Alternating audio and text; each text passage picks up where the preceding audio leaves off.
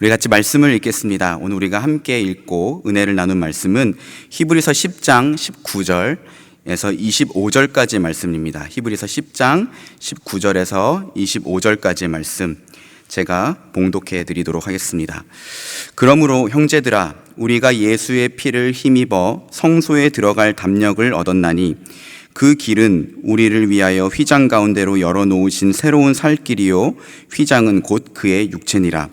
또 하나님의 집 다스리는 큰 제사장이 계심에 우리가 마음에 뿌림을 받아 악한 양심으로부터 벗어나고 몸은 맑은 물로 씻음을 받았으니 참 마음과 온전한 믿음으로 하나님께 나아가자. 또 약속하신 이는 미쁘시니 우리가 믿는 도리의 소망을 움직이지 말며 굳게 잡고 서로 돌아보아 사랑과 선행을 격려하며 모이기를 패하는 어떤 사람들의 습관과 같이 하지 말고 오직 권하여 그날이 가까움을 볼수록 더욱 그리하자. 아멘.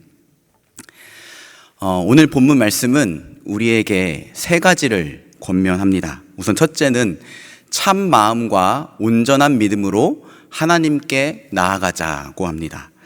22절 제가 다시 한번 읽겠습니다. 우리가 마음에 뿌림을 받아 악한 양심으로부터 벗어나고 몸은 맑은 물로 씻음을 받았으니 참 마음과 온전한 믿음으로 하나님께 나아가자. 아멘. 여러분, 우리는 본래 하나님 앞에 나아갈 수 없는 존재들입니다. 하나님은 거룩한 분이시고 소멸하는 분이시기 때문입니다. 만약 죄인된 우리가 하나님 앞에 나아간다면 반드시 죽게 될 것입니다. 그래서 하나님은 시내산에서 강림하셨을 때에 이스라엘 백성들이 당신께 가까이 나오는 것을 허락하지 않으셨어요. 출애굽기 19장 20절에서 23절 말씀인데요. 여호와께서 시내산 곧 그 산 꼭대기에 강림하시고 모세를 그리로 부르시니 모세가 올라가매 여호와께서 모세에게 이르시되 내려가서 백성을 경고하라. 백성이 밀고 들어와 나 여호와에게로 와서 보려고 하다가 많이 죽을까 하노라. 또 여호와에게 가까이 하는 제사장들에게 그 몸을 성결히 하게 하라. 나 여호와가 그들을 칠까 하노라. 아멘. 우리는 하나님 앞에 스스로 나아갈 수 없는 자들입니다. 그리고 훗날 이 사건이 있은 다음에 이스라엘이 성전을 지었을 때는 그 하나님의 영광의 임재가 있는 지성소를 가리는 휘장을 쳤습니다. 하나님의 광채의 빛을 가리기 위함이었습니다. 율법에 의하면 오직 대제사장만이 1년에 한 번 자기를 성결하게 하고 제물의 피를 속죄소에 뿌림으로 이스라엘 백성을 대표해서 하나님께 나아갈 수 있었습니다. 그러니 우리 같은 일반 성도들은 사실 하나님 앞에 나아갈 수 없었습니다. 그런데 이제는 어떻습니까? 하나님의 아들이신 예수 그리스도께서 영원한 대제사장이 되어주셨대요. 그래서 이제는 하나님과 우리 사이의 중보자가 되어주셨습니다. 그리고 십자가에서 흘린 당신의 피를 우리 위에 뿌리심으로 우리를 거룩게 하시고 우리에게 의롭다함을 얻게 하셨습니다. 의롭다함을 받았다는 것은 우리가 하나님 앞에 설 자격을 얻었다는 뜻입니다.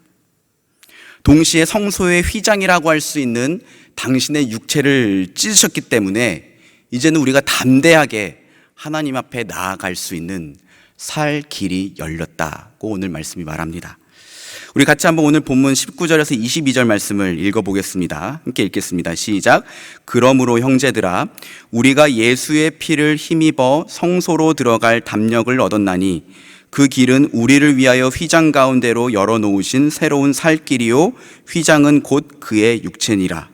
또 하나님의 집 다스리는 큰 제사장이 계심에 우리가 마음에 뿌림을 받아 악한 양심으로부터 벗어나고 몸은 맑은 물로 씻음을 받았으니 참 마음과 온전한 믿음으로 하나님께 나아가자. 아멘. 여러분, 얼마나 감격스러운 일입니까? 감히 하나님 앞에 설 자격 없는 우리들이 그 예수 그리스도 때문에 이제는 마음껏 하나님 앞에 나아가게 된 것입니다. 여러분, 지난 한 주간 어떻게 사셨습니까? 여전히 같은 죄에 넘어지고 실수하고 하나님 앞에 부끄러운 모습으로 살지는 않으셨습니까? 차마 우리의 모습을 우리가 보건대 하나님 앞에 나아가기가 너무나 부끄럽고 두렵지 않으십니까? 그런데 하나님이 우리를 받아주시겠다는 거예요. 우리 아까 인사했던 것처럼 하나님이 예수 그리스도 안에 있는 우리의 그 어떠한 상태까지 다 용납하시겠다는 겁니다. 괜찮으니까 개의치 말고 내 앞으로 나오라고 말씀하는 거예요. 바라기는 그 은혜, 그분의 그 은혜에 기쁨과 감격으로 반응하는 이 예배가 되었으면 좋겠습니다. 본문 말씀 속 두 번째 권면은 믿는 도리의 소망을 움직이지 말며 굳게 잡으라는 것입니다. 23절입니다. 또 약속하신 이는 미쁘시니 우리가 믿는 도리의 소망을 움직이지 말며 굳게 잡고. 여러분, 여기에 믿음과 소망이라는 두 단어가 나옵니다. 근데 여러분, 믿음이 무엇입니까? 여러분 다 하나님 믿으시죠? 근데 여러분 안에 이 믿음에 대한 확신이 있습니까? 아마 자신 있게 대답할 분은 그렇게 많지 않을 겁니다. 다행인 것은 믿음은 자기의 확신이 아니라는 거예요. 여러분, 믿음은요, 자기가 얼마나 한치의 의심도 없이 하나님을 믿고 있는 걸 확신하느냐가 아닙니다. 그게 아니라 하나님의 약속을 신뢰하는 것, 그것을 성경이 믿음이라고 합니다. 창세기 15장에 보면 하나님은 80세가 훌쩍 넘은 아브라함에게 너가 아들을 낳을 것이다 라고 말씀하십니다. 아브라함이 확신은커녕 속으로 비웃습니다. 이 나이에 무슨 아들입니까? 저에게 아들이 없으니 저의 종 엘리에셀이 저의 상속자입니다. 아브라함도 그의 아내인 사라도 이미 생식계 기능이 다 했다고 해도 이상하지 않았기 때문에 아이를 낳을 수가 없는 상황이었습니다. 이런 아브라함에게 확신이 있었겠습니까? 그렇지만 하나님이 말씀하셨기 때문에 그 하나님의 약속을 아브라함이 믿는다고 했어요. 그랬더니 창세기 15장 6절 말씀에 보면 하나님이 아브라함의 믿음을 의로 여기셨다라고 합니다. 아브라함이 이제 그 하나님의 약속을 믿지 않았습니까? 그러니 그 약속이 이루어질 것을 기다리게 되겠죠. 여러분, 이게 바로 소망입니다. 즉, 하나님의 약속이 이루어질 것을 신뢰하는 게 믿음이라면 그 약속이 이루어지기를 바라고 기다리는 것을 소망이라고 해요. 즉, 믿음은 반드시 소망을 불러오게 됩니다. 하나님이 우리에게도 약속하셨습니다. 하나님이 세상을 이처럼 사랑하사 독생자를 주셨으니 이는 그를 믿는 자마다 멸망하지 않고 영생을 얻게 하려 하심이라. 아멘. 그리고 예수님이 또한 우리에게 이렇게 약속하셨어요. 내가 너희를 위하여 거처를 예비하러 가노니 내가 곧 다시 오리라. 볼지어다 세상 끝날까지 내가 너희와 함께 하리라. 아멘.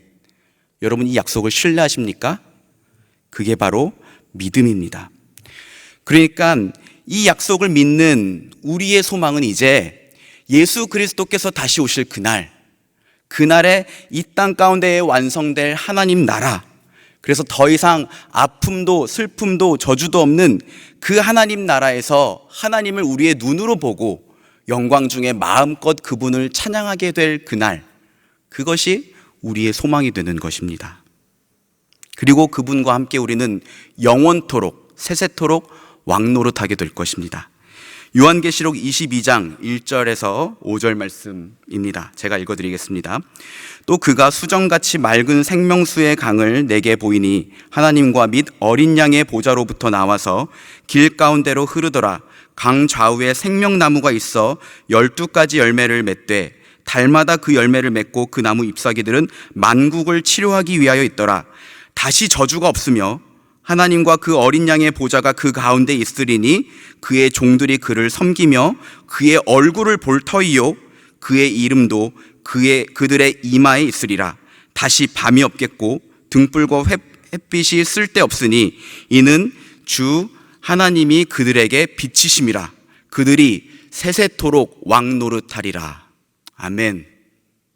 여러분, 이것이 우리의 소망입니다.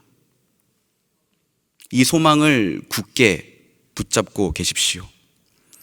히브리서가 쓰여질 당시에 성도들은 엄청난 핍박 가운데 있었다고 합니다. 그리고 안타깝게도 그들이 받는 그 핍박이 두려워서 그들 가운데에 많은 배교자가 나타났다고 합니다.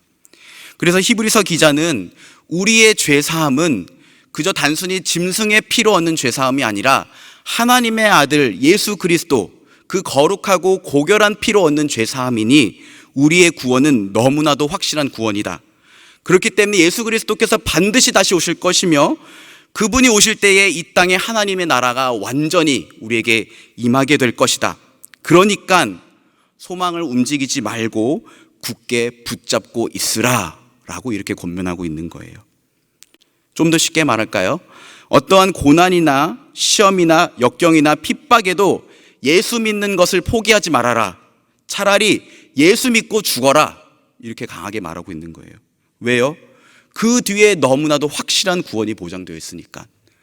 반드시 예수 그리스도께서 다시 오실 것이며 그로 인하여 우리가 하나님 나라에 들어가게 될 것이니까 그 소망을 움직이지 말고 굳게 붙잡고 있으라고 이야기하고 있는 것입니다.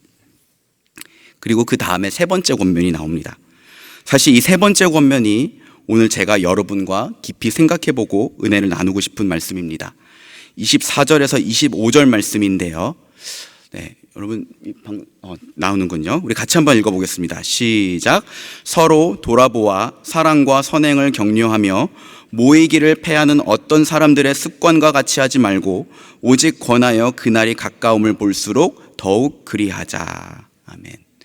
네, 우리가 익숙하게 아는 이 찬양의 가사에 나와서 그런지 매우 잘 아는 말씀이기도 합니다. 사랑과 선행으로 서로를 격려해. 근데 여러분 이 찬양의 가사 때문에 또한 이 말씀의 의미를 많이 오해하고 있기도 합니다.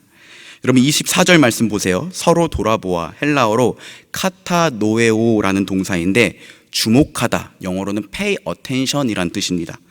그래서 사랑과 선행을 할 수 있도록 격려하라고 합니다. 여러분 사랑이 뭡니까? 전도사님 사랑이 뭐예요? 사랑이 뭐냐고요? 네, 아마 이게 무슨 소리인가 하시는 분들은 우리 청년부 유튜브 채널 NSG 유스에 들어오셔서 God is Love라는 찬양을 한번 들어보시면 좋을 것 같습니다. 네, 이게 오늘 설교에서 유일하게 웃긴 대목이었는데 여기서 웃지 않으셨다면 여러분 후회하실 거예요. 여러분 사랑은 모든 율법을 대표하는 가장 중요한 강령이며 율법의 완성입니다. 그래서 사랑은 우리 그리스도인들을 향한 하나님의 가장 큰 명령이에요. 예수님이 이렇게 말씀하셨습니다. 예수께서 이르시되 내 마음을 다하고 목숨을 다하고 뜻을 다하여 주 너의 하나님을 사랑하라 하셨으니 이것이 크고 첫째 되는 계명이요 둘째도 그와 같으니 내 이웃을 내 자신과 같이 사랑하라 하셨으니 이 두 계명이 온 율법과 선지자의 강령이니라. 아멘. 이게 사랑입니다. 선행은 무엇입니까? 선행은 하나님께서 우리를 당신의 백성으로 부르신 목적 그리고 그분의 백성다운 삶을 의미합니다. 에베소서 2장 10절입니다. 우리는 그가 만드신 바라 그리스도 예수 안에서 선한 일을 위하여 지으심을 받은 자니 이 일은 하나님이 전에 예비하사 우리로 그 가운데서 행하게 하려 하심이라. 마태복음 5장 16절에서는 예수님이 이렇게 말씀하셨습니다. 이같이 너희 빛이 사람 앞에 비치게 하여 그들로 너희 착한 행실 너희 선한 행실을 보고 하늘에 계신 너희 아버지께 영광을 돌리게 하라. 아멘. 그러니까 여러분 이 24절 말씀은요 그 찬양의 가사처럼 우리 그저 사랑과 선행으로 서로를 격려하자 우리 서로 사랑하자 정도 수준의 내용이 아니에요. 뭡니까? 구원받은 성도가 하나님을 사랑하고 이웃을 사랑하고 하나님 백성다운 모습으로 선한 일을 해서 많은 사람들로 하여금 하나님께 영광을 돌리게 만드는 것, 즉 성도의 삶을 살아갈 수 있도록 서로 돌아보고 격려하라라고 이야기하고 있는 겁니다. 여러분 저는 이 말씀을 읽고 묵상하면서 한 가지 질문이 생겼어요. 왜 히브리서 10장 24절 말씀은 좀 더 강력하게 단도직입적으로 서로 사랑과 선행을 실천하라, 사랑과 선행을 실천하라 이렇게 말하지 않고 서로 돌아보아 사랑과 선행을 격려하라라고 했을까요? 그것은 성도의 삶이 한 개인의 노력만으로 이루어질 수 없다는 것을 뜻합니다. 성도의 삶은 공동체 안에서 서로 돌아보고 격려하는 것을 통해서 만들어집니다.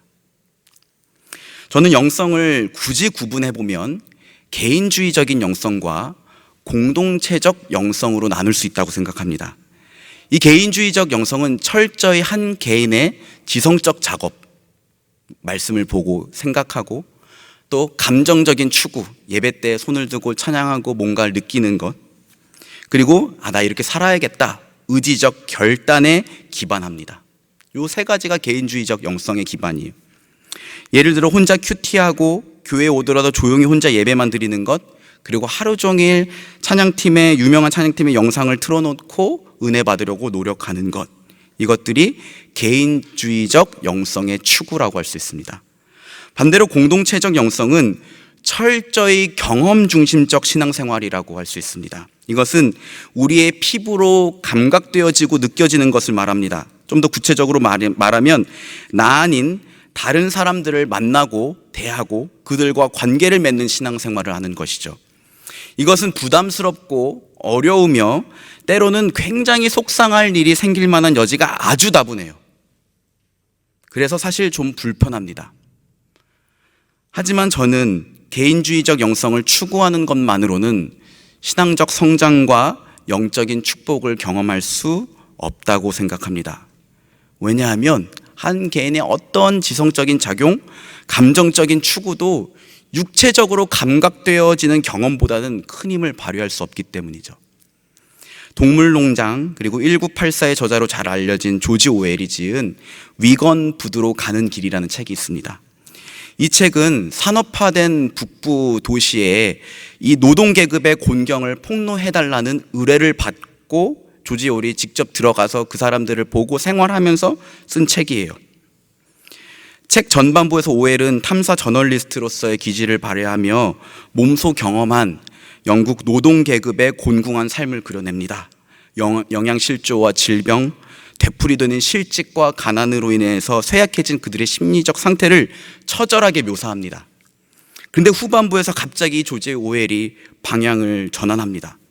그리고 자신에게 그 책을 써줄 것을 의뢰했고 노동계급을 옹호한다고 자처하면서 자기가 쓴 이 책을 따뜻한 거실에 앉아서 읽고 있을 중간계급과 좌파 지식인들에게 맞서 그들의 동정심에 이의를 제기합니다. 뭐라고 하냐면, 과연 당신들이 거부한다고 말하는 계급 구조를 정말로 내던져 버릴 준비가 되었는가? 그리고 말을 잇습니다. 서양에서 계급 차별의 진짜 비밀은 대개 입 밖으로 내지 않는 소름 끼치는 네 마디로 요약될 수 있다. The lower classes smell. 하층 계급은 냄새가 난다는 거예요. 여러분, 조지 오웰의 주장은 계급 차별이 근본적으로 지적인 문제가 아니라 후각적이라는 말입니다. 즉, 계급 차별이 없어지지 않는 이유는 그들이 지성적으로 이 문제를 생각하지 않아서가 아니라 육체적인 혐오감을 극복하기가 어렵기 때문이라는 거예요. 그래서 여러분, 영화 기생충에 보면 이선균이 계속 송강호한테 냄새가 난다 그러잖아요. 그리고 결국 그 말 때문에 큰 비극이 일어나죠. 여러분, 이것을 통해 알 수 있는 사실이 뭡니까?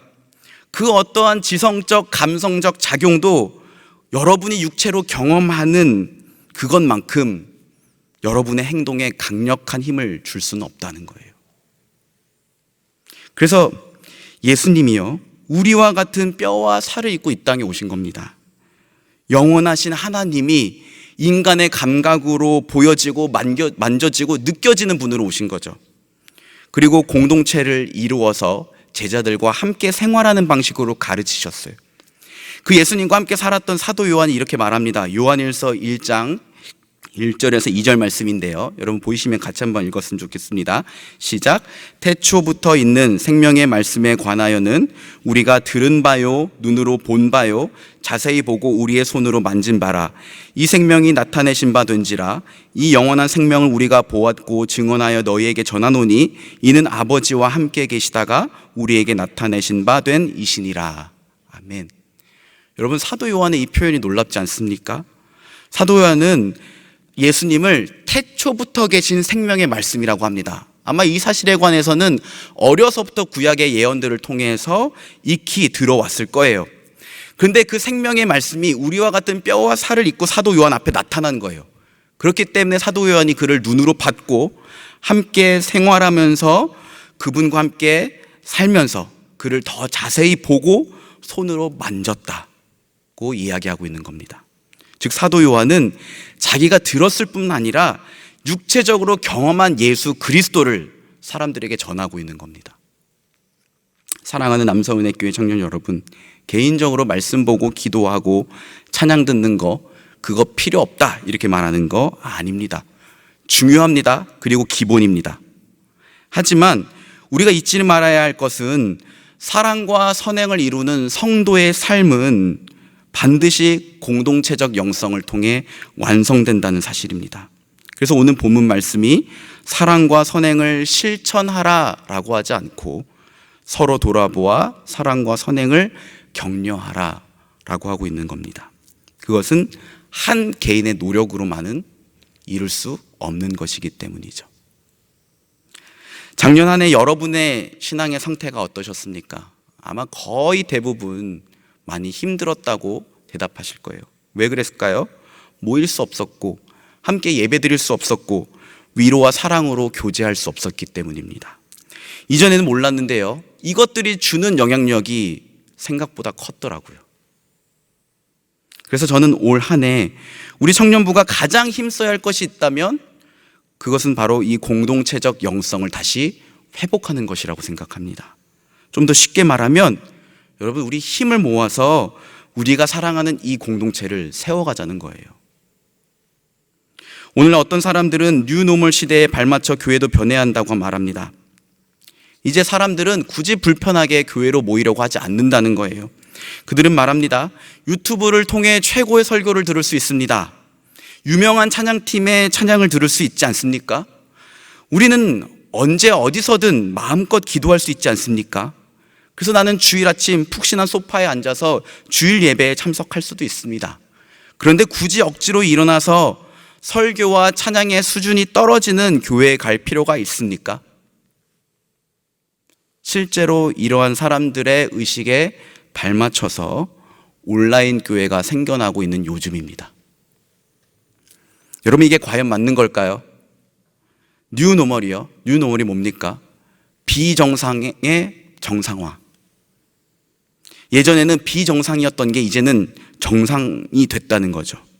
근데 여러분, 비정상은 정상이 될 게 아니라 비정상적인 것은 비정상적인 걸로 다시 끝나야 되죠.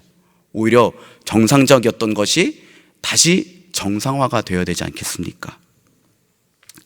사랑하는 여러분, 무거운 얘기지만 교회가 위기에 처했습니다. 특정한 누구의 잘못도 아니고 거대한 시대적 흐름과 모두의 무관심 속에서 교회가 차차 힘을 잃어가고 있어요. 작년 11월에 청년 일부 리더들과 함께 이 말씀을 나눈 적이 있는데요, 시편 42편 4절 말씀입니다. 같이 한번 읽어볼게요. 시작. 내가 전에 성의를 지키는 무리와 동행하여 기쁨과 감사의 소리를 내며 그들을 하나님의 집으로 인도하였더니 이제 이 일을 기억하고 내 마음이 상하는도다. 아멘. 여러분, 이 시편 42편의 저자가 과연 어떤 상황 가운데 있었는지는 잘 모릅니다. 그러나 분명한 것은 예전에는 하나님을 예배할 때 공동체로 그들이 모였다는 거예요. 그리고 이제는 과거에 그랬었던 기억과 지금은 그렇지 못하는 이 현실로 인해서 마음 아파하는 겁니다. 그런데 여러분, 이 말씀이 우리의 탄식이 될 수도 있다는 거예요. 여러분, 제가 듣기로 10년 전에는 이곳에서 700명이 넘는 청년들이 하나님을 예배했다고 들었습니다. 상상이 되십니까? 한 해에는 새내기들이 100명씩 올라왔대요. 그런데 지금은 그렇지 못합니다. 지난 10년간 이러한 변화가 우리들 가운데 서서히 일어나고 있어요. 그리고 코로나와 사람들의 인식 변화로 인해서 이러한 추세는 더 가속화될지도 모르겠습니다. 아마 이 추세라면 머지않아 여러분이 사랑하는 이 공동체가 문을 닫게 될지도 모릅니다. 여러분, 우리가 이 공동체를 살려야 됩니다. 그런데 저희 교역자들의 능력으로만은 불가능한 일이에요. 우리 모두가 함께 살려야 됩니다. 여러분, 에베레스트 산이 세상에서 가장 높을 수 있는 이유가 무엇입니까? 히말라야 산맥이 있기 때문이에요. 에베레스트라는 산봉우리 하나만 높이 우뚝 솟아있는 게 아니라 수많은 산봉우리들이 함께 모여서 산맥을 이루고 있기 때문에 에베레스트 산이 더욱더 우뚝 솟아있을 수 있는 거죠. 마찬가지입니다. 우리 한 사람 한 사람이 이 공동체를 사랑하는 마음으로 산맥을 이루어 갈 때 우리 각 개인이 더 믿음 안에서 우뚝 서게 될 줄 믿습니다. 여러분, 이 공동체 살립시다. 그렇다면 어떻게 공동체를 우리가 살릴 수 있을까요? 오늘 말씀을 통해 3가지를 적용해 보겠습니다. 첫째는 공동체 안에 돌봄과 격려의 문화를 만드는 것입니다.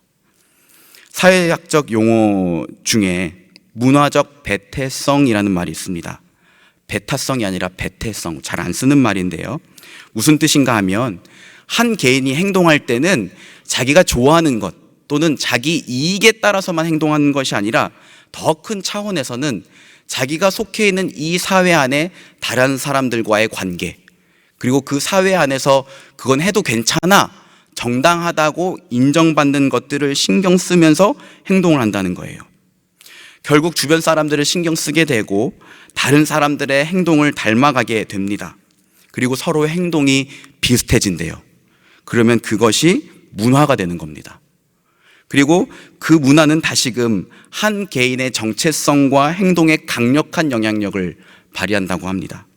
문화가 개인 안에 스며들어서 그 문화에 맞게 행동하게 만드는 것, 이것이 문화적 배태성이래요. 그렇기 때문에 여러분, 공동체의 문화가 중요합니다. 공동체의 문화가 한 성도의 모습을 만들어요. 재밌는 것은 똑같이 예수 그리스도를 주로 고백하고 하나님을 예배하는 똑같은 교회인데도 서로 문화나 분위기가 다 다릅니다. 어떤 교회는 힘들고 어려운 것을 자기가 맡아서 섬기는 것을 자기의 명예처럼 생각하는 교회가 있습니다. 그런데 어떤 교회는 부담스러운 것은 서로 맡지 않으려고 하는 교회가 있어요. 언제 어디서나 말씀과 기도의 제목을 나누고 함께 기도하는 것이 자연스러운 교회가 있는가 하면 갑자기 너 어색하게 왜 그래? 라고 바라보는 교회가 있어요. 혹 우리 또래 모임이 그렇지 않습니까? 선배들이 후배들을 불러다가 맛있는 거 사주고 같이 놀아주고 말씀 공부하는 게 흔한 교회가 있는가 하면 각 또래별로 철저하게 분리돼서 남처럼 지내는 교회도 있습니다. 우리는 어떻습니까? 우리 안에는 어떠한 문화가 자리 잡고 있습니까? 오늘 본문 24절 말씀 보세요. 서로 돌아보아 사랑과 선행을 격려하며 라고 되어 있는데, 이때 시제가 다 현재형 1인칭 가정법이에요. 1인칭 복수 가정법은 우리 뭐뭐 합시다 라고 권면하는 어법입니다. 그리고 시제가 현재형이라는 말은 한 번 그렇게 해라 라는 게 아니라 앞으로 그 행위를 계속해서 반복하라는 뜻이죠.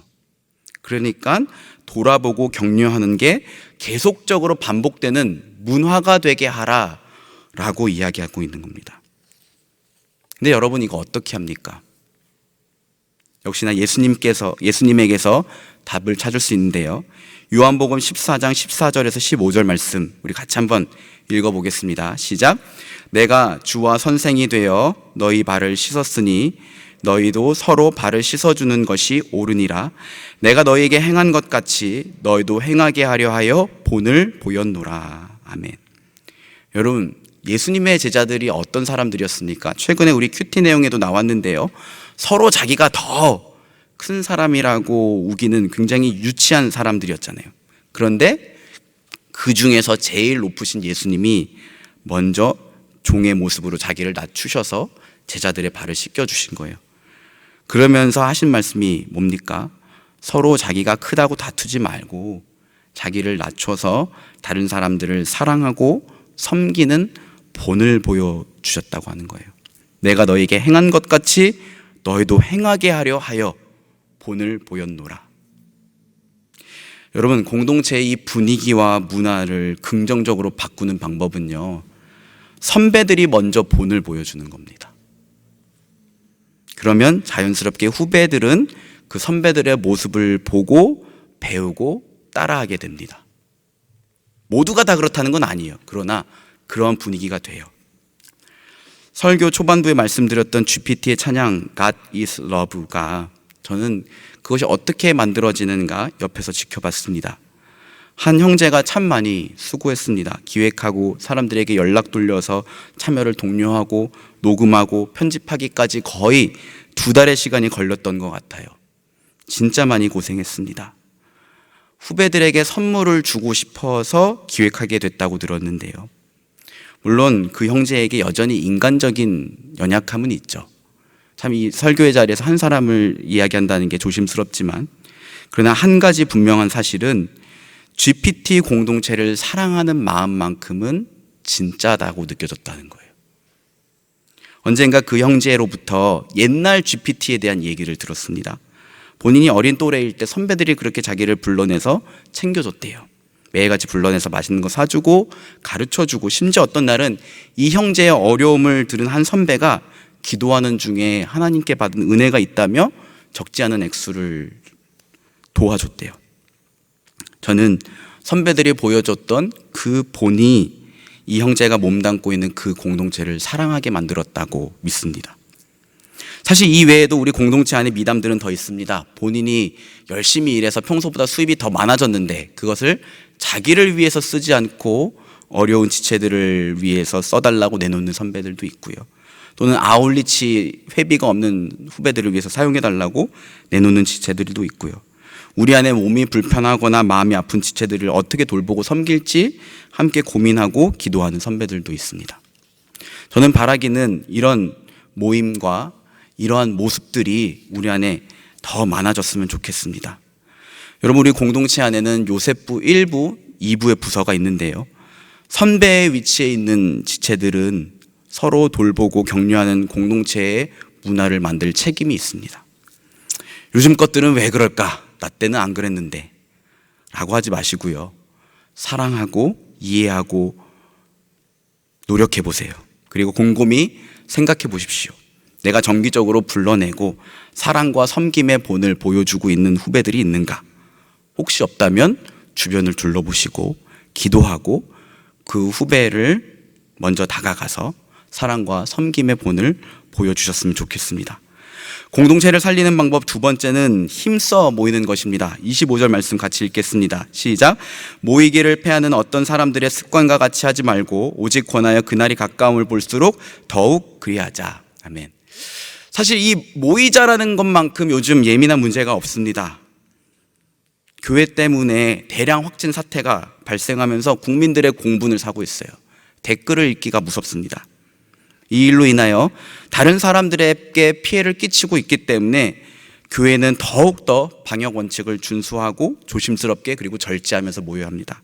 그래서 오늘도 현장 예배가 열렸지만 이 넓은 그레이스 홀에 2m, 좌석마다 2m 간격을 띄고 180명의 인원만 받아서 예배하고 있는 거 아니겠습니까? 또 예배 외에 모든 모임은 온라인으로 대체하고 있습니다. 그러나 이 시간 꼭 말씀드리고 싶은 건 온라인이든 그리고 나중에 안전해지면 현장으로든 모이는 것은요, 교회가 존재하는 한 계속해서 힘써야 되는 교회만의 시그니처라는 거예요. 여러분, 에클레시아가 교회를 뜻하는 헬라어라는 거 다들 많이 알고 계실 텐데요. 이 에클레시아를 모모로부터라는 의미의 전치사 에크와 부르다라는 뜻을 가진 동사 클레오의 합성어로서 교회는 하나님이 세상 밖으로 구별하여 내서 부르신 공동체다, 이런 말씀 한 번쯤은 들어보셨을 거예요. 근데 사실은 여러분, 이거는 나중에 붙여진 신학적 정의입니다. 원래 에클레시아는요, 교회가 아닌 모임이라는 뜻을 가진 단어였어요. 장신대 교수셨다가 지금은 포항제일교회를 담임하고 계신 박영호 목사님이 쓴 에클레시아라는 책을 보면 고대 아테네인들은 이 에클레시아를 이런 용도로 썼대요. 아테네 시민들이 아테네인들의 생활에 영향을 미치는 모든 주제에 대해서 듣고 토론하고 법령을 통과시키기 위해 정기적으로 모이는 집회, 요 용어로 에클레시아를 썼다고 합니다. 좀 더 단순하게 말하면 에클레시아는 특정한 목적을 가진 모임이라는 굉장히 포괄적인 용어였어요. 그런데 이 포괄적으로 모임이라고 일컬어지던 이 에클레시아라는 단어가 어떻게 해서 교회를 특정하는 단어로 쓰여지게 됐을까요? 사도행전 2장 46절, 47절 말씀인데요. 우리 같이 한번 읽어보겠습니다. 시작. 날마다 마음을 같이하여 성전에 모이기를 힘쓰고 집에서 떡을 떼며 기쁨과 순전한 마음으로 음식을 먹고 하나님을 찬미하며 또 온 백성에게 칭송을 받으니 주께서 구원받는 사람을 날마다 더하게 하시니라. 아멘. 여러분, 여기서 날마다 성전에 모이기를 그리고 집에서를 주목해 보세요. 오순절 성령 강림 사건 이후에 베드로의 설교를 통해서 생겨난 이 예루살렘 교회는 성도들이 열심히 모였대요. 먼저는 성전에서 모였다고 합니다. 아마 하나님을 예배하기 위해서 모였겠죠. 근데 그것도 모자라서 각 개인의 집에서도 모였대요. 근데 언제라고 합니까? 날마다라고 합니다. 날마다. 물론 하루도 빠짐없이 매일같이 모였다라는 뜻은 아닐 겁니다. 그러나 분명한 것은 적어도 그만큼 열심히 힘써 모였다는 거예요. 여러분, 교회는 예수 그리스도를 주로 고백하는 자들의 모임입니다. 그리고 하나님과 우리 주 예수 그리스도를 찬미하고 음식과 떡을 떼면서 자기의 마음과 사랑과 예수 그리스도의 은혜를 나누는 공동체예요. 그런데 이 일을 위해서 모이기에 힘쓰는 것이 바로 교회라는 거예요. 특별히 저는 이 시간을 빌어서 목장 모임으로 여러분 힘써 모여달라고 부탁드리고 싶습니다. 요즘 목장 참여 신청을 받고 있잖아요. 어제까지 85명이더라고요. 많이 하시긴 했는데 아직까지 굉장히 부족한 숫자입니다. 그리고 듣자 하니 마음속에 열린 목장으로 도망가야겠다라고 생각하는 분들이 많이 계신데요. 여러분, 피치 못할 사정이라면 어쩔 수 없죠. 그런 분들을 배려하기 위해서 만든 목장입니다. 그러나 단순히 부담스럽다는 이유로, 시간을 내기가 아깝다는 이유로, 아니면 지금까지 많이 해봤으니까 더 이상 새로울 것도 없고 그래서 좀 쉬고 싶다는 이유로 열린 목장을 신청할 마음 갖고 계신다면 여러분, 본래 교회가 어떤 곳인지를 다시 한번 생각하셔야 됩니다. 얼마 전에 한 청년이 제게 이렇게 말했습니다. 예배드리고 교회 모임에 참여하는 게 생각보다 시험 공부에 지장을 준 정도로 많은 시간을 빼앗는 게 아니더라고요. 월요일부터 금요일까지 열심히 공부하고 토요일이랑 주일은 교회 모임에 참여할 거예요. 공동체가 소중하다는 것을 깨달았거든요. 정말 아멘입니다.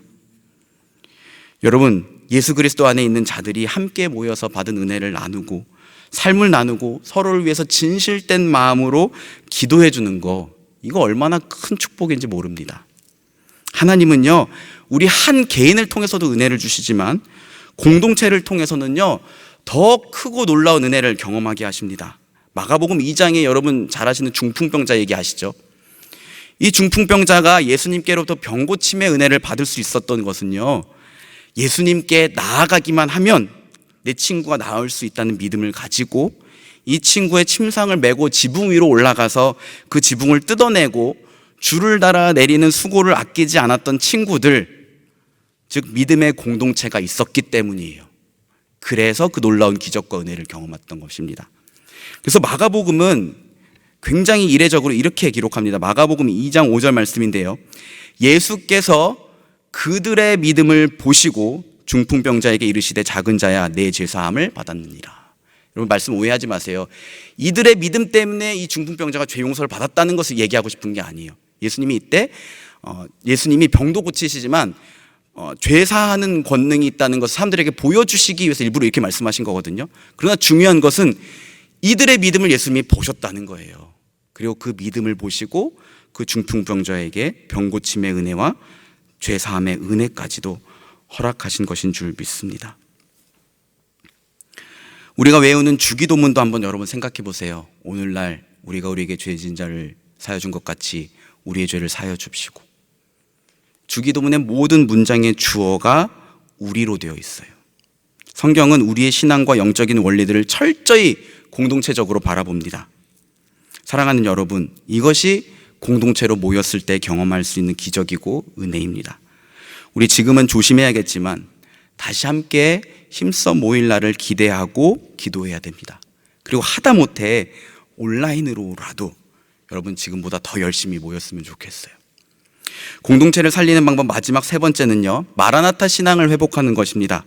25절 말씀에 보면 모이기를 패하는 어떤 사람들의 습관과 같이 하지 말고 그 날이 가까움을 볼수록 더욱 그리하자라고 하는데요, 여기서 말하는 그날이 어떤 날입니까? 1차적으로는 예수 그리스도께서 다시 오실 그 재림의 때를 의미합니다. 근데 예수님께서 다시 오실 때 어떤 일이 일어납니까? 이 땅과 하늘이 다시금 새로워지고 우리의 눈으로 하나님을 보게 되고 그분의 찬란한 영광을 보게 될 것이죠. 즉 그날은 이 땅에 하나님 나라가 완성되는 날입니다. 이것을 통해 알 수 있는 것은 여러분, 초대교회는 예수님이 다시 오실 날을 간절히 기다리고 바라보는 마라나타 신앙의 공동체였다는 겁니다. 저는 이 마라나타 신앙이 오늘날 이 땅의 교회와 성경 속 초대교회 사이의 가장 큰 차이라고 생각합니다. 초대교회가 가진 능력의 원동력은 우리가 사랑하는 그 예수님을 다시 뵙게 될 그날을 간절히 바라보고 사모하고 그날이 반드시 다시 올 것이라는 그것을 믿고 기다리는 마라나타 신앙에 있었습니다. 히브리서 10장 33절에서 37절 말씀입니다. 우리 같이 한번 읽어보겠습니다. 시작.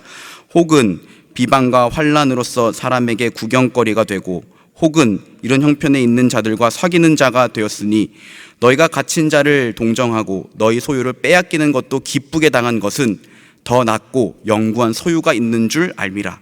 그러므로 너희 담대함을 버리지 말라. 이것이 큰 상을 얻게 하느니라. 너희에게 인내가 필요함은 너희가 하나님의 뜻을 행한 후에 약속하신 것을 받기 위함이라. 잠깐 후면 오실 이가 오시리니 지체하지 아니하시리라. 아멘. 여러분, 비방과 환난으로 사람들의 구경거리가 돼도, 범죄자로 몰려서 감옥에 갇힌 자들과 동류가 되어도, 심지어 자기가 가진 이 소유를 빼앗김을 당해도 그들이 믿음을 지키고 오히려 그 고난을 기쁘게 여길 수 있었던 원동력이 어디 있었대요?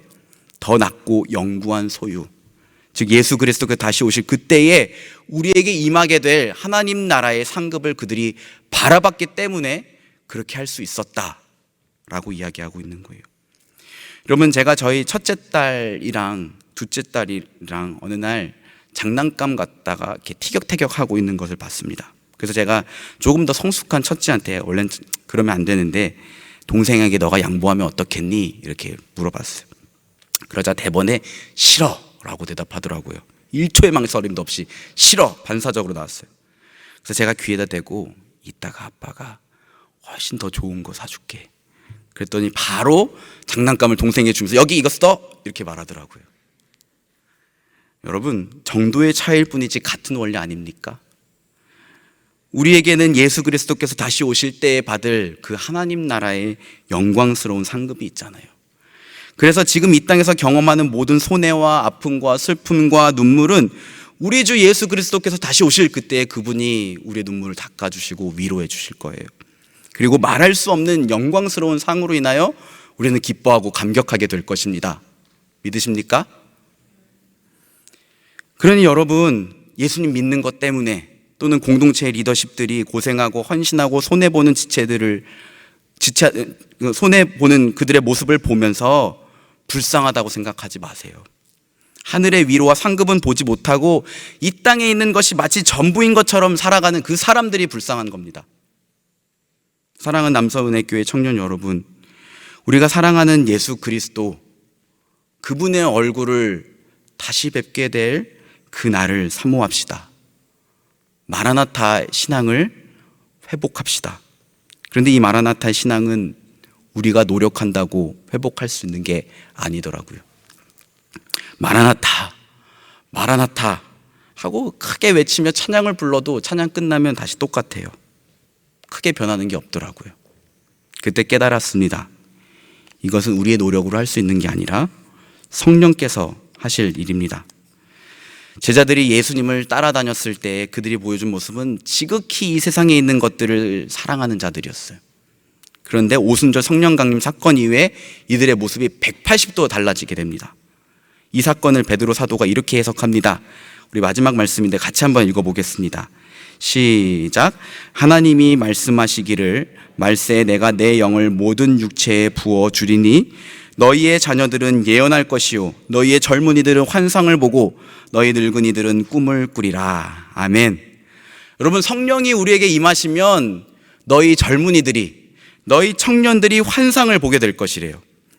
앞으로 내가 어떠한 직장에 취직을 하게 되고 이 공동체 안에서 내가 누구랑 결혼하게 되고, 그런 환상 말고요.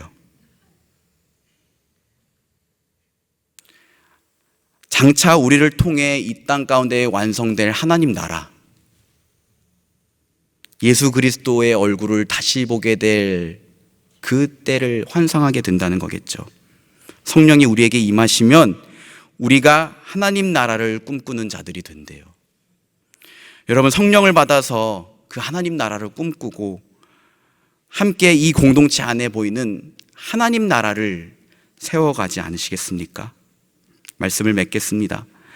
버스에 부착된 공익 광고를 보니까 코로나 시대에 마스크가 답이다 라고 하더라고요. 그 어느 때보다도 힘들고 어려운 시대, 영적인 공격이 점점 더 거세져 가고 있는 이 마지막 때를 사는 우리들은 어떻습니까? 혼자 외롭게 각계 전투하시겠습니까? 유명한 기독교 작가 필립 얀시가 쓴 교회의 나의 고민, 나의 사랑이라는 책을 보니까 이런 글귀가 있습니다. 홀로 떨어진 고고한 영혼은 홀로 타는 석탄과 같다. 그 불길은 이제 식는 일만 남았다. 더 이상 뜨거워지지 않을 것이다. 사랑하는 여러분, 공동체가 답입니다. 우리 공동체적 영성을 회복합시다. 우리들 가운데에 내가 스스로 선배된 위치에 있다고 생각하는 분들은 어떻게 하면 돌보고 격려하는 문화를 만들어 갈 수 있을지 고민하고 기도하고 실천하시기 바랍니다. 후배된 자들은 좀 더 용기를 내서 지금보다 모이기에 힘쓰시기 바랍니다. 선배들이 기다리고 있어요. 특별히 올 한 해 목장 모임을 통해 말씀과 삶의 은혜가 풍성하게 나눠졌으면 좋겠습니다. 그리고 우리 모두는 성령을 구해야 합니다. 이 마지막 때에 하나님 나라를 꿈꾸게 만드는 그 성령의 은혜를 간절히 구합시다. 우리가 사랑하는 그 예수 그리스도의 얼굴을 다시 보게 될 그 날을 간절히 사모합시다. 우리 이 시간 다 같이 일어나서 찬양하고 기도하면 좋겠습니다.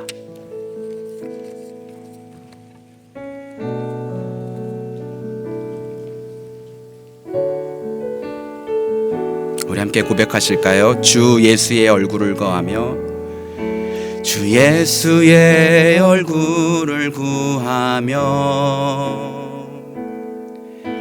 예배하는 세대 일어나 주 위에 살며 주 위에 죽으니 이것이 우리의 부르심. 살기 위해 주 따르지 않고 죽기 위해 주를 따르며 내 가진 건 모두 주를 위해 드리리.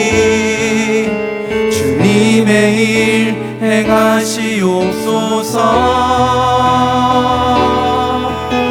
다시 한번 부흥을 주소서. 주의 나라가 이 땅에 다시 세워지는 그 영광을 우리 보게 하소서. 주 예수의 영. 우리 다시 한번 처음부터 고백합시다. 주 예수의 얼굴을 구하며, 주 예수의 얼굴을 구하며 예배하는 세대 일어나, 예배하는 세대 일어나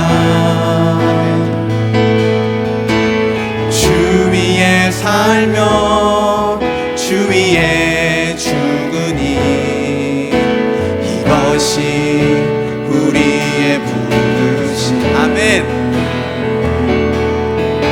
살기 위해 주 따르지 않고 죽기 위해 주를 따르며 내 가진 것 모두 주를 위해 행하시옵소서. 다시 한번 부흥을 주소서. 다시 한번 부흥을 주소서. 주의 나라가 이 땅에 다시 세워지는 그 영광을 우리 보게 하소서. 주 예수의 영 다시 한번 부흥을 주소서. 다시 한번 부흥을 주소서. 아멘. 주의 나라가 이 땅에 다시 세워지는 그 영광을 우리 보게 하소서. 주 예수의 영 우리 하나님 나라를 꿈꾸며 찬양합시다. 하나님 나라 임하소서. 영광과 존귀 능력과 위엄 놀라운 사랑의 기적의 하나님 지금 이곳에 하나님 나라, 하나님 나라 임하소서. 영광과 존귀 능력과 위엄 놀라운 사랑의 기적의 하나님 지금 이곳에 우리 소리 높여 찬양합시다.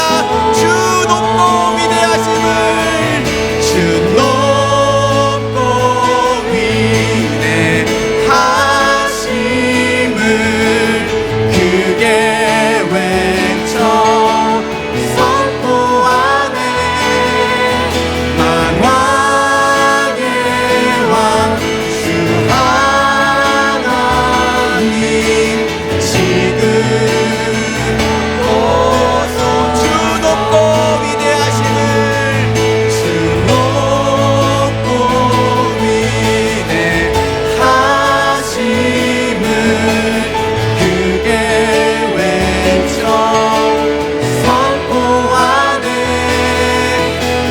만왕의 왕 주 하나님 지금 하나님 나라 임하소서. 하나님 나라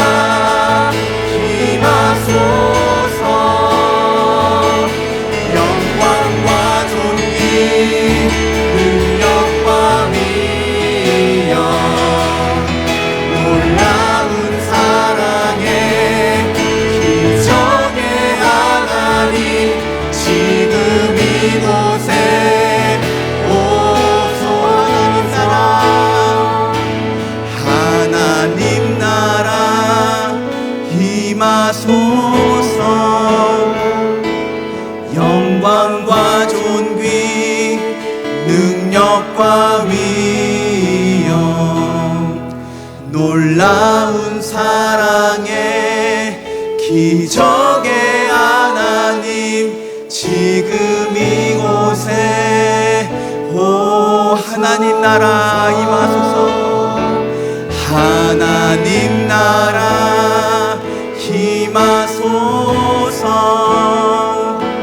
영광과 존귀 능력과 위엄 놀라운 사랑의 기적의 하나님 지금 이곳에 오소서. 아멘. 여러분, 저에게는 한 가지 소원이 있습니다. 그것은 선배들에게 말로만 듣던, 그리고 성경 속에서, 그리고 교과서 속에서 이야기로만 읽었던 그 놀라운 부흥의 역사가 우리가 사랑하는 이 남서은혜교회 청년 공동체 가운데에 일어나는 것입니다.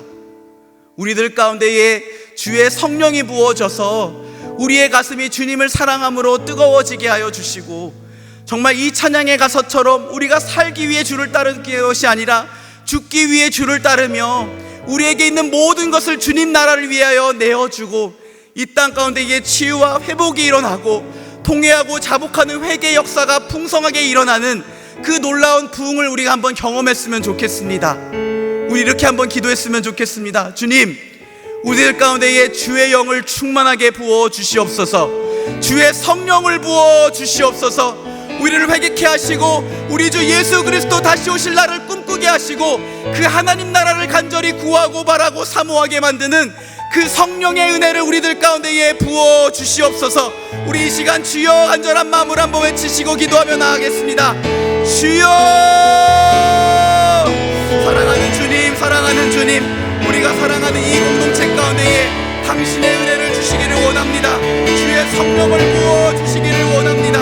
주의 영이 우리 가운데에 부어져서 아버지 자녀들의 환상을 보고 하나님 나라를 꿈꾸며 우리 주 예수 그리스도 다시 오실 그 날을 간절히 바라고 구하는 하나님 이 세대가 되기를 간절히 원합니다.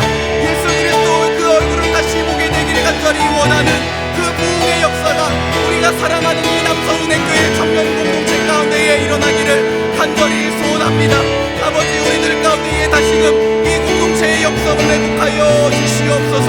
우리 안에 예수 그리스도 안에서 사귐이 일어나게 하여 주시고, 우리 찬양한 것처럼 살기 위해 주 따르지 않고 죽기 위하여 주를 따르며 이 땅 가운데에 하나님 나라를 이루는 것이 우리의 꿈과 소망이라고 고백하며 자기의 자리에서 분연히 일어나는 청년들이 이 땅 가운데에 가득히 넘칠 수 있도록 주님, 우리 남서른의교회 청년 공동체 가운데에 일어날 수 있도록 주님 축복하시고 주의 영을 부어 주시옵소서. 우리의 죄를 회개케 하시는 성령의 영이시여 우리들 가운데에 임하시고 아버지, 우리에게 하나님 나라의 꿈을 꾸게 하여 주시고 우리가 마땅히 따를 그 예수 그리스도를 바라보며 아버지 예수 그리스도를 우리의 소망으로 구하며 믿음으로 가는 하나님 이 청년 공동체가 될 수 있도록 주여 부흥의 역사를 허락하여 주시옵소서. 주의 성령을 부어 주시옵소서. 주의 영을 부어 주셔서 하나님 이 땅 가운데의 부흥의 역사를 우리가 보고 경험하고 하나님을 찬양할 수 있도록 아버지 은혜를 베풀어 주시옵소서. 한 번 더 기도했으면 좋겠습니다. 우리들 가운데의 공동체적 영성이 다시 회복됐으면 좋겠습니다. 코로나로 인하여 서로 만날 수 없었고 모일 수 없었고 그리스도 안에서 위로와 사랑의 교제를 나눌 수 없었던 작년 한 해였습니다. 그리고 이 현실이 얼마나 더 지속될지는 우리 아무도 알지 못합니다. 그러나 우리가 잊지 말아야 할 것은 하나님은 우리를 공동체로 부르셨다는 것입니다. 교회는 예수 그리스도의 몸입니다. 그리고 그 공동체를 통하여 우리들 가운데에 주실 풍성한 은혜와 기적들을 예비하고 계신 줄 믿습니다. 그러니 우리들 가운데에 이 공동체의 영성이 다시금 회복되게 하여 주시옵소서. 주님, 우리들 가운데에 돌봄과 격려의 문화가 가득히 넘치기를 원합니다. 선배들이 후배들을 바라보고 믿음과 사랑으로 그들을 격려하며 예수 그리스도의 모습을 나타낼 수 있도록 인도하여 주시옵소서. 하나님, 모이기에 힘쓰는 이 공동체가 되기를 원합니다. 서로 부담스럽다고, 내 시간이 아깝다고, 내가 해야 될 것을 먼저 해야 된다고 뒤로 내빼는 것이 아니라 함께 힘써 모여서 서로의 마음을 나누고 격려하고 기도해주고 말씀으로 위로하고 세워주는 우리 공동체가 되게 하여 주시옵소서. 우리 이러한 기도 제목을 가지고 여러분이 사랑하는 이 공동체를 위해서 간절한 마음으로 기도하며 나갑시다. 우리 간절한 마음으로 주여 한 번 더 외치시고 기도합시다. 주여, 하나님 아버지, 우리가 사랑하는 이 공동체를 주님 앞에 내어드립니다. 아버지, 이 공동체가 하나님의 기쁨이 되기를 원합니다. 하나님 나라를 꿈꾸고 바라보고 보게 만드는 창고가 되기를 원합니다. 우리들 안에 공동체적 영성이 다시금 회복되게 하여 주시옵소서. 서로 분절되고 갈라져서 각자의 객기 각계 전투를 하는 것이 아니라 서로 돌봄과 격려의 문화가 넘치는 이 공동체가 되기를 원합니다. 선배들이 후배들에게 먼저 다가가 사랑으로 섬기고 아껴주고 위로하고 격려해주고 기도해주는 문화들이 우리들 가운데 가득히 넘치게 하여 주시옵소서. 힘들고 어려운 것을 내가 감당하며 그것을 나의 명예로 여기는 기쁨이 우리들 안에 넘치게 하여 주시옵소서. 아버지, 코로나로 인하여 우리가 모일 수 없을지라도 아버지, 우리가 힘써 온라인으로 모이고 다시 힘써 모이게 될 그날을 기대하며 구하는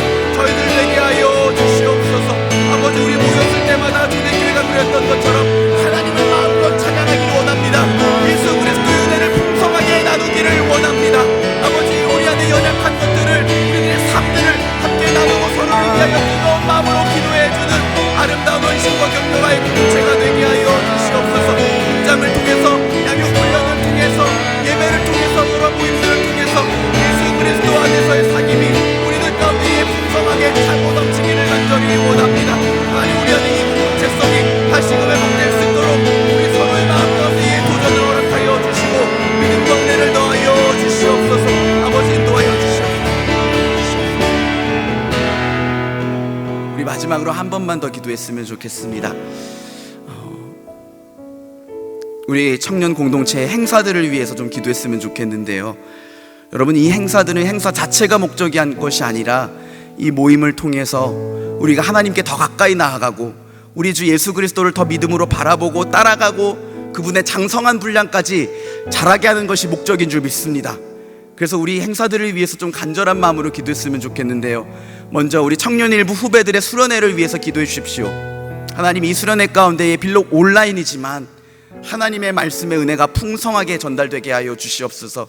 사랑하는 청년들, 그 말씀 받고 도전받고 은혜 받고 깨어져서 하나님 나라를 꿈꾸게 하여 주시고, 하나님, 취직이 되지 않아서 두려워 혼자 떨며 하는 그런 모습에서 담대하게 일어나 그 하나님을 붙들고 하나님의 크고 위대하심을 찬양할 수 있는 우리 후배들이 되게 하여 주시옵소서. 함께 기도해 주시고요. 또 여러분, 목장 모임을 우리가 준비하고 있는 가운데 있습니다. 하나님, 이 목장 모임을 통해서 서로 돌아보고 격려하는 사랑의 공동체성이 다시금 회복되기를 원합니다. 우리들 마음 가운데 이 목장 모임을 사모하는 마음을 허락하여 주시옵소서. 하나님, 우리 마음 가운데 이 목장 모임을 기대하는 마음을 허락하여 주시고, 정말 올 한 해 이 목장을 통해서 예수 그리스도 안에서의 사귐이 풍성하게 일어날 수 있도록 주님 축복하여 주시옵소서. 말씀과 기도의 은혜를 경험할 수 있도록 주님 은혜를 베풀어 주시옵소서. 우리 이런 기도 제목을 가지고 청년 일부 수련회와 우리 목장 모임을 위해서 함께 기도하며 나아갑시다. 기도하겠습니다. 사랑하는 주님, 우리 청년 일부 수련회를 주님 앞에 올려드리며 기도합니다. 하나님, 이 수련회를 통하여 하나님 영광 받아 주시옵소서. 하나님의 주인 되심이 나타나게 도와주시옵소서. 아버지, 이 수련회를 통하여 우리 사랑하는 청년 일부 후배들이 말씀으로 인하여 은혜 받고 도전받고 깨어지고, 아버지, 우리가 어떠한 방향으로 나아가야 할지, 아버지, 그 말씀으로 인하여 아버지 도전받는 귀한 은혜가 있게 하여 주시옵소서. 그들의 다친 마음과 입술이 열리게 하여 주시고, 뜨겁게 우리 주의 이름을 부르며 기도하는 역사가 우리들 가운데에 풍성하게 임할 수 있도록 하나님 역사하여 주시옵소서. 일하여 주시옵소서. 우리 목장 모임을 주님 앞에 올려드립니다. 아버지, 우리가 올 한 해 목장 모임을 더 풍성하게 하고자 여러 가지 시도를 감행하고 있습니다. 하나님, 이 목장 모임 가운데에 우리 주의 말씀이 그리고 우리의 삶이 풍성하게 나눠지기를 원합니다. 말씀 안에서 서로를 격려하고 위로하고 아버지, 서로를 위해서 간절한 마음으로 기도해 줄 수 있는 목장 모임이 될 수 있도록 주님 축복하여 주시옵소서. 섬길 리더들을 세워주시고, 하나님, 우리 모두의 마음 가운데에 이 모임을 간절히 사모하고 바라는 마음을 허락하여 주시고, 이 모임을 통하여 하나님 나라를 꿈꾸며 우리 주 예수 그리스도를 따르겠노라 결단하며 주님 앞에 더 가까이 나아가는 우리의 심령이 될 수 있도록 하나님 역사하시고 축복하여 주시옵소서. 사랑하는 주님, 우리를 예수 그리스도의 몸 한 공동체로 불러주심에 감사드립니다. 공동체 없이 개인이 없을 수 없고, 이 공동체를 통하여 한 개인이 더욱더 예수 그리스도를 깊이 알아가며 그 믿음이 성장해 간다는 것을 다시 한번 말씀을 통해 생각해보고 깨닫게 하시니 참으로 감사드립니다. 하나님, 우리가 사랑하는 이 남서은혜교회 청년 공동체를 주님의 손에 올려드립니다. 하나님, 이 공동체가 하나님이 기뻐하시고 영광 받으시고 이 마지막 때에 마음껏 사용하실 당신의 도구가 되기를 원합니다. 주의 나라 이 공동체 가운데에 임하게 하여 주시옵소서. 주의 성령을 충만하게 부어주셔서 하나님, 우리 안에 연약한 것들과 죄들을 도말하시고 우리의 영안을 열어주셔서 하나님 나라 꿈꾸게 하시고, 우리가 사랑하는 우리 주 예수 그리스도 다시 뵙게 될 그날을 간절히 바라보고 소망하게 하여 주시옵소서. 하나님, 서로 격려하고 돌보아주는 문화가 우리들 가운데 가득해지기를 원합니다. 말로만 사랑하는 것이 아니라 행함과 진실함으로 사랑할 수 있도록 우리 모두에게 은혜를 부어 주시옵소서. 하나님, 코로나로 인하여 우리가 쉽게 모일 수 없지만 다시 모이게 될 날을 위해서 기도합니다. 그리고 현장에서든 온라인에서든 우리 모일 때마다 우리 하나님과 우리 주 예수 그리스도의 은혜를 풍성하게 나누며 찬양하게 하시고, 우리의 삶을 나누고 서로를 위해서 간절한 마음으로 기도해주고 서로를 북돋아주고 용기를 주는 우리 공동체가 될 수 있도록 주님 축복하여 주시옵소서. 우리 주님께 감사와 찬양을 올려드리며 우리 주 예수 그리스도 이름으로 기도합니다. 아멘. 우리는 주의 움직이는 교회 함께 찬양하심으로 준비하신 헌금을 드리도록 하겠습니다.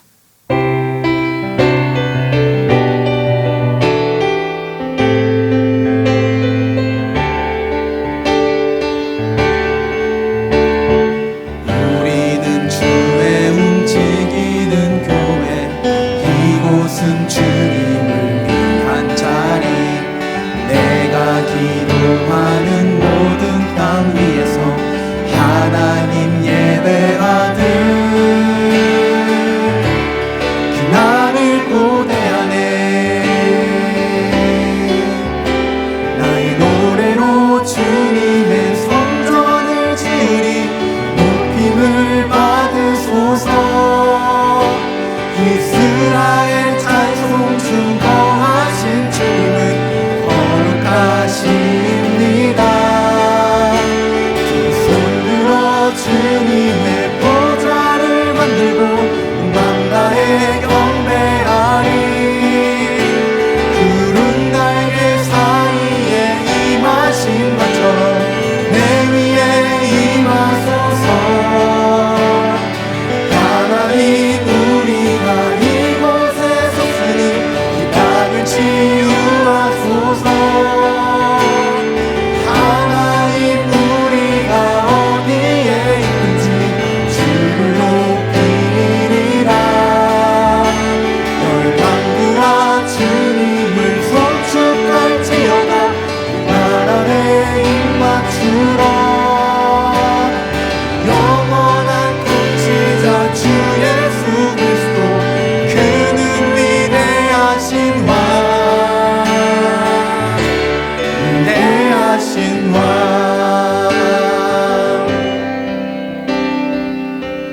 위대하신 왕 우리 주 예수 그리스도의 이름을 높여 찬양합니다. 하나님, 이 시간 우리의 삶과 우리의 믿음을 이 예물에 담아 주님 앞에 올려드립니다. 이것이 하나님 나라 위하여 귀하게 쓰일 수 있도록 주님 인도하여 주시고, 하나님 이 예물뿐 아니라 우리의 삶 전체를 주님께 올려드리오니 주님 나라를 꿈꾸며 우리 주 예수 그리스도 다시 오실 그날을 기대하고 바라보며 믿음으로 살아갈 수 있도록 저희 모두에게 주의 영을 충만하게 부어 주시옵소서. 코로나로 인하여 참 힘들고 어려운 시대를 지나고 있지만 하나님, 오직 의인은 믿음으로 말미암아 살리라 말씀하셨습니다.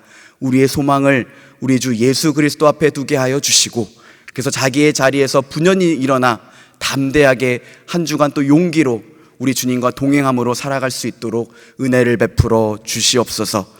주님 앞에 작은 예물을 올려드리오니 하나님, 우리 물질적으로 부족함 없도록 주님 때를 따라 도와주시고, 우리들 가운데 이 육신의 연약함으로 인하여 고생하고 있는 자, 마음의 아픔으로 인하여 괴로워하고 있는 자 있다면 주님의 손으로 어루만져 주시고 위로하여 주시옵소서.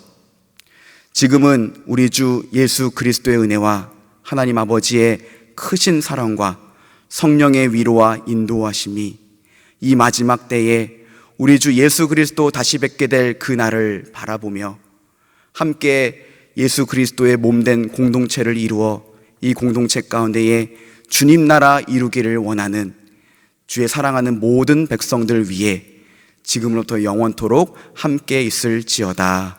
아멘.